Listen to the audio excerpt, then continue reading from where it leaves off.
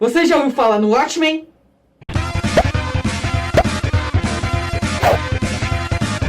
Então, Shanks, se você quer começar um canal novo, não sabe como ter uma identidade visual, conheça esse cara aqui, velho. Ele é Juan Vilas Boas. Ele faz várias coisas fodas como todas que estão aparecendo aí na tela. Então, entra no site e veja o seu trabalho. E aí, legionários, beleza? Bem-vindos a mais um Bloco G. E o episódio de hoje vai ser sobre Watchmen! Então, vocês devem estar se perguntando assim, muita gente já vivia reclamando comigo. Shanks, vocês só falam de personagens da Marvel e não sei o quê? Tá, mas vocês ficam reclamando que a gente só faz de personagens da Marvel. Teve bastante Bloco G aí, ó, tá aqui na tela mostrando bastante Bloco G sobre personagens da Marvel. Então, esse Bloco G a gente fez com personagens da DC Comics. Se você não conhece o Watchmen, então prepare a sua pipoca, arrume um lugarzinho pra você sentar e aproveite o show. Watchmen é uma série de histórias em quadrinhos escrita por Alan Moore e ilustrada por Dave Gibbons, publicada originalmente em 12 edições mensais pela editora DC Comics entre 1986 e 1987. A série foi reimpressa mais tarde em brochura. Watchmen é considerada um marco importante na evolução dos quadrinhos nos Estados Unidos. Introduziu abordagens e linguagens antes ligadas apenas aos quadrinhos ditos alternativos, além de lidar com um tema de orientação mais madura e menos superficial, quando comparada a histórias em quadrinhos comerciais publicadas naquele país. O sucesso crítico e de público que a série teve ajudou a popularizar o formato conhecido como romance visual, até então pouco explorado. Watchmen foi no contexto dos quadrinhos na década de 1980, justamente com a queda de Murdoch e Dark Knight Returns, de Frank Miller e Mouse, um dos responsáveis por despertar o interesse do público adulto para um formato até então considerado infanto-juvenil. A série foi recompensada com vários prêmios Kirby e Einstein, incluindo o de melhor minissérie, além de uma importância especial no tradicional Prêmio Hugo, voltado à literatura. Watchmen também é a única história em quadrinhos presente na lista dos 100 melhores romances eleito pela revista Time, desde 1923. A trama de Watchmen é situada nos Estados Unidos em 1985, um país no qual aventureiros fantasiados seriam realidade. O país estaria vivendo em um momento delicado no contexto da Guerra Fria e em via de declarar uma guerra nuclear contra a União Soviética. A mesma trama envolve os episódios vividos por um grupo de super-heróis do passado e do presente e os eventos que circundam o misterioso assassinato de um deles. Watchmen retrata os super-heróis como indivíduos verossímeis que enfrentam problemas éticos e psicológicos, lutando contra neuroses e defeitos,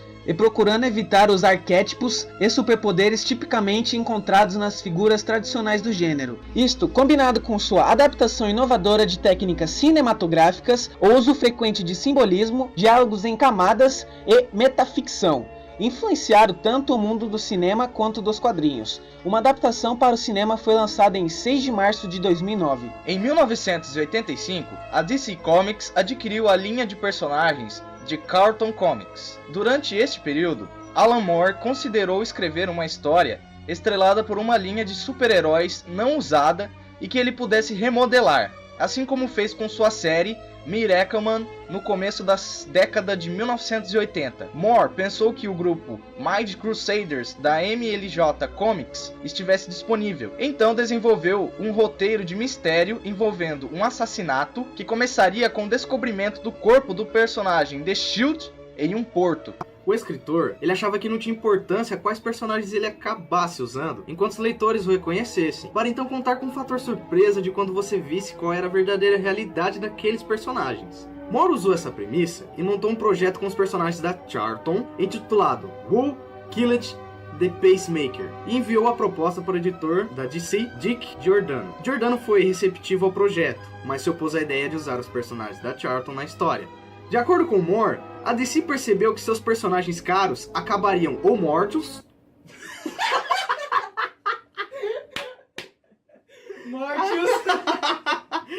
Mano!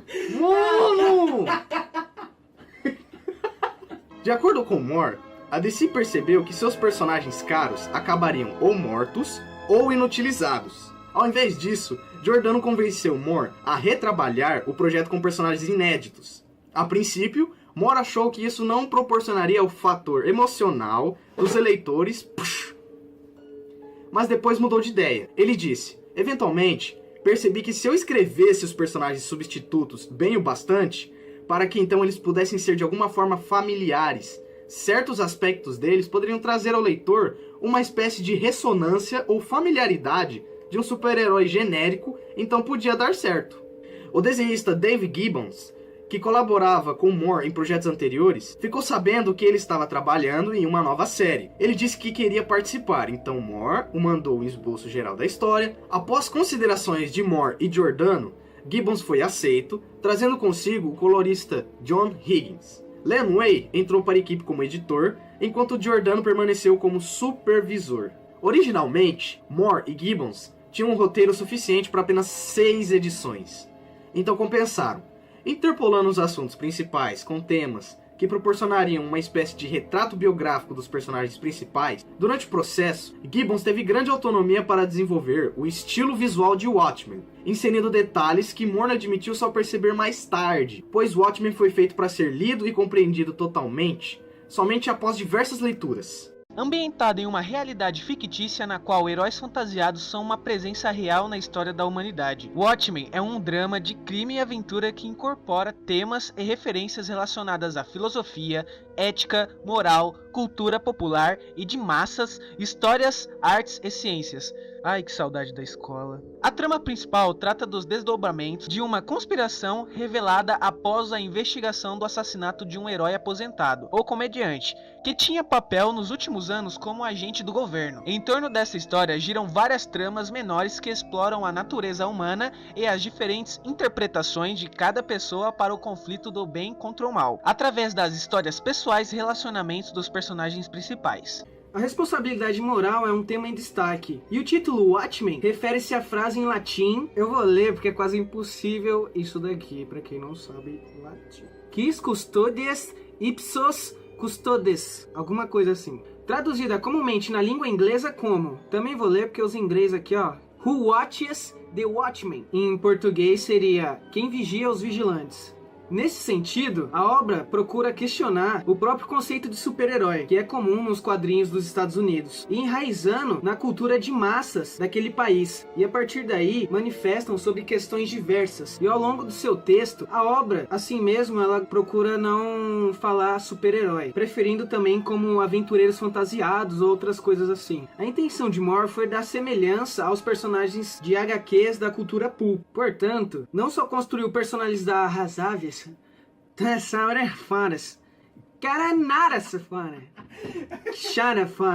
não só construiu personalidades bem elaboradas, como também detalhou todo um complexo de universo, sem se esquecer de questões culturais, econômicas e políticas, partindo da premissa de que uma criatura tão poderosa quanto o Dr. Manhattan teria consequências gritantes na geopolítica mundial, na economia e no comportamento da sociedade. O roteirista inglês imaginou um mundo onde dirigíveis fossem um melhor meio de transporte naquela época e também economicamente viável, como também os carros elétricos que aparecem. A genética e a produção de novos materiais também sofre grandes influências dos avanços tecnológicos introduzidos pelo Manhattan. No plano político, a existência do Manhattan sofreu grandes influências para os Estados Unidos na época da Guerra Fria. Até 1985, a União Soviética não havia ousado pôr os pés no Afeganistão. Na realidade histórica alternativa apresentada em Watchmen, Richard Nixon ele teria conduzido nos Estados Unidos a vitória na Guerra do Vietnã e, em decorrência deste fato, teria permanecido no poder por um longo período. Essa vitória, além de muitas outras diferenças entre o mundo verdadeiro e o retratado nos quadrinhos, como por exemplo nos carros elétricos serem a realidade da indústria dos automóveis e o petróleo não ser mais a maior fonte de energia, derivaria da existência naquele cenário de um personagem conhecido como Dr. Manhattan, um indivíduo dotado de poderes especiais, nos quais o levam a possuir vasto controle sobre a matéria e a energia, elevando-o ao estado de um homem-deus.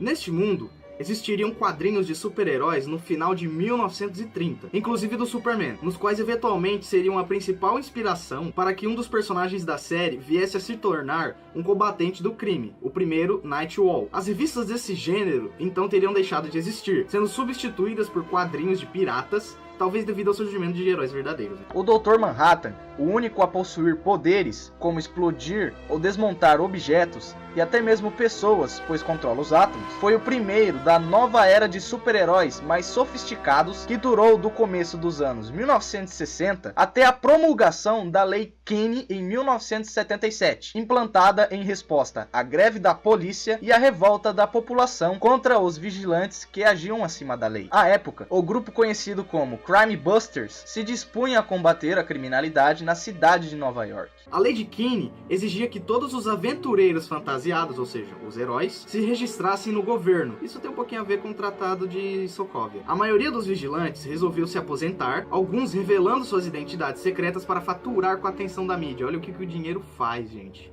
Que foi o caso de Adrian Veidt, o Ozymandias. Outros, como o comediante e o Dr. Manhattan, continuaram a trabalhar sob a supervisão e o controle do governo. O vigilante conhecido como Rorschach, entretanto, passou a operar como um herói renegado e fora da lei, sendo frequentemente perseguido pela polícia. A história abre com a investigação do assassinato de Edward Blake, logo revelado como sendo a identidade civil do vigilante mascarado conhecido como o comediante. Tal assassinato chama a atenção de Rorschach, o qual passará toda a primeira metade da trama entrando em contato com seus antigos companheiros em busca de pistas, considerando praticamente todos como possíveis suspeitos. Rorschach suspeita basicamente que o evento da morte de Blake estaria relacionado a um possível rancor de criminosos presos pelos heróis no passado, tese que ganha força à medida que outros ex-combatentes do crime e o próprio Rorschach são duramente atingidos por um aparentemente planejado ataque sistemático às suas integridades físicas e credibilidade. Então, pessoas, os nomes dos capítulos refletiam em passagens literárias, como Nietzsche, não sei se está certo, mas também tem Einstein e a Bíblia Sagrada, ou musicais como Bob Dylan ou Jimi Hendrix, do último quadrinho da história. Primeiro capítulo, à meia-noite, todos os agentes. Segundo, amigos ausentes. Terceiro, o juiz de toda a terra. Quarto, relojoeiro. Quinto, temível simetria. Sexto, o abismo também contempla. Sétimo, um irmão para o dragão. Oitavo, antigos fantasmas. Nono, as trevas do mero ser. Décimo, dois cavaleiros estavam se aproximando. 11º, contemplai minhas realizações, ó poderosos. 12º, um mundo mais adorável.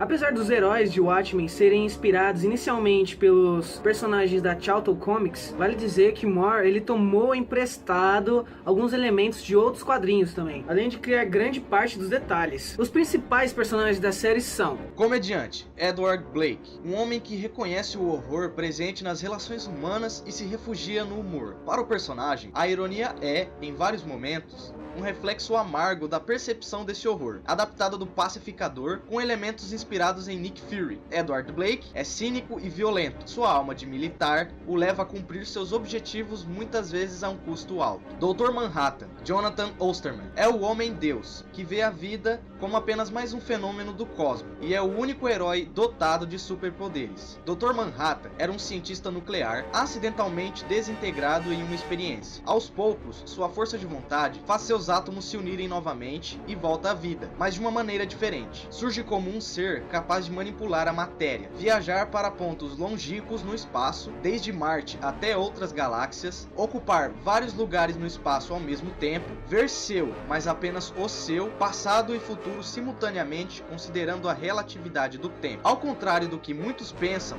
ele possui sentimentos, porém os demonstra de forma diferenciada. Na história, se torna o grande trunfo dos Estados Unidos na área militar e tecnológica. Durante a saga, Dr. Manhattan vai perdendo aos poucos sua humanidade, se tornando um ser menos humano e que enxerga apenas reações químicas. É adaptado do Capitão Átomo. Coruja 1, Hollis Mason, policial que se tornou um vigilante inspirado nas HQs e na literatura pulp. Possui um forte senso de dever e anseia por relações mais ingênuas, onde o bem e o mal estejam bem definidos. Ele é adaptado do primeiro Besouro Azul, Dan Garrett. Coruja 2, Dan Draper, um intelectual rico, solitário e retraído. Ele é adaptado do segundo Besouro Azul, Ted Kord, com elementos do Batman. Ele é um expert em tecnologia avançada e possui vários equipamentos especiais que usa contra o crime. Ozymandias, Adrian Veidt, um visionário brilhante e ególatra movido por um obscuro senso de dever. Seu codinome vem de um poema de Percy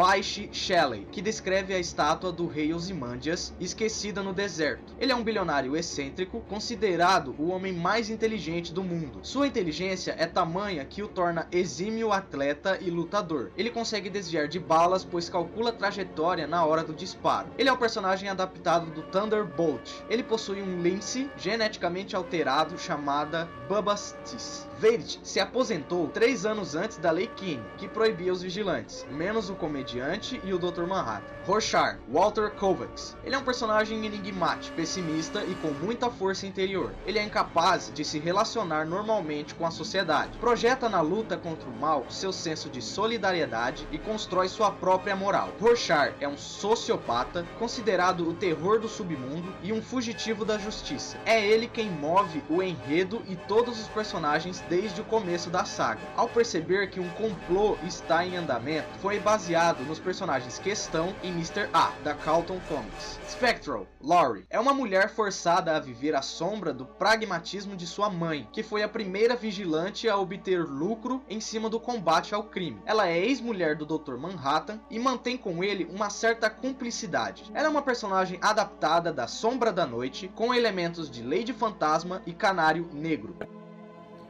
Então galera, agora a gente vai falar sobre Before Watchmen, que significa em português Antes de Watchmen. Ela é uma série de histórias em quadrinhos que foi publicada pela DC Comics em 2012, atuando como prequel da série limitada. O projeto foi composto por 7 séries limitadas e um epílogo one-shot. A responsável pela publicação aqui no Brasil dessa série foi a Panini Comics. Então vou falar agora as HQs que compõem a série. Volume 1, Antes de Watchmen, Coruja. Volume 2, Antes de Watchmen, Espectral. Volume 3, Antes de Watchmen, Rorschach. Volume 4, Antes de Watchmen, Dr. Manhattan. Volume 5, Antes de Watchmen, Comediante. Volume 6, Antes de Watchmen, Ozymandias. Volume 7, Antes de Watchmen, Dollar Bill e Moloch. Volume 8, Antes de Watchmen, Minuteman. Bom galera, se você gostou desse vídeo, deixa seu like, comenta alguma coisa, comenta algum personagem que a gente não falou que você quer que a gente fale. Se você gostou pra caralho, compartilha para os seus amigos no Facebook, onde vocês quiserem. Mais uma vez, desculpa se a gente falou alguma coisa de nome errado, porque tem alguns que são demônio. Cara, não sei como que eles conseguem fazer isso, velho. Pra quem não viu aí, ou não prestou atenção, teve palavras aí que estão em latim. E foi um pulo pra gente tentar ver assim, pô, porque a gente não sabe latim. Você sabe latim? Não, só meu cachorro. Mas, galera, vê algum vídeo que tá em algum canto aqui, eu ainda não decidi onde eu vou colocar. Vê as nossas redes sociais aí, se inscreve, vai estar aqui. Eu tenho certeza que vai estar ali o botãozinho de se inscrever. Mas então, galera, até mais e até um próximo vídeo. Tchau!